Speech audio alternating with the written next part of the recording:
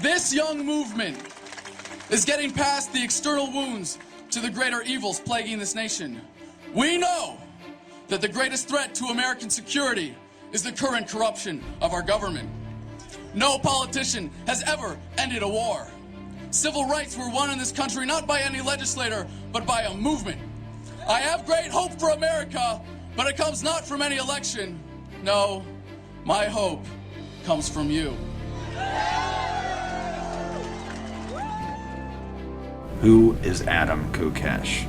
I could tell you that he was born February 1st, 1982, but that wouldn't tell you who he is. I could tell you that he was a corporal in the United States Marine Corps and is a veteran of the Iraq War, but that wouldn't tell you who he is.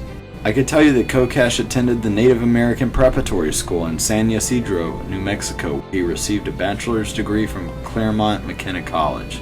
Learned Arabic for his tenure in Iraq. He is or has been a member of Iraq Veterans Against War, Oath Keepers, and many other groups, but none of this tells you who he is. A wise man once said that you can judge the character of a man by the fruits of his labor. That is where we'll find the answer to who is Adam Kokesh. Adam is personally committed to using his life to make the world a better place. By speaking out, he is pulling people out of their slumber where, and I quote, they don't consider things that don't immediately affect their quality of life or the moral implications of their actions. Driven by a deep intolerance for injustice, Adam has also done extensive work to alleviate, minimize, and prevent the human suffering that inevitably arises from forceful government intervention. He has worked closely with soldiers with PTSD, feeding homeless vets, and giving a voice to those being abused by the system. He has covered stories like Brandon Robb, Mark Schmitter, drone strikes, and many more. So what is the fruit of Adam's labor?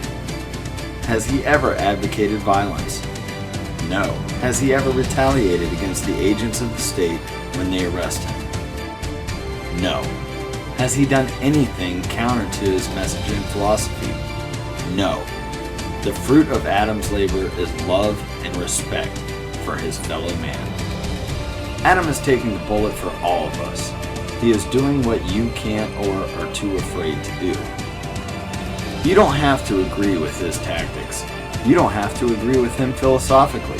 We can all agree that Adam is not a dangerous man, as proclaimed by the state.